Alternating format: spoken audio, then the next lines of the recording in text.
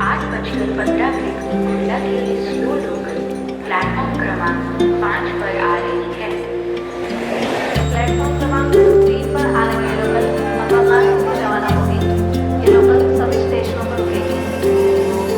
Platform क्रमांक 2 पर आने वाली लोकल मुंबई सीएसटी के लिए सीधी लोकल है। ये लोकल सभी स्टेशनों पर रुकेगी।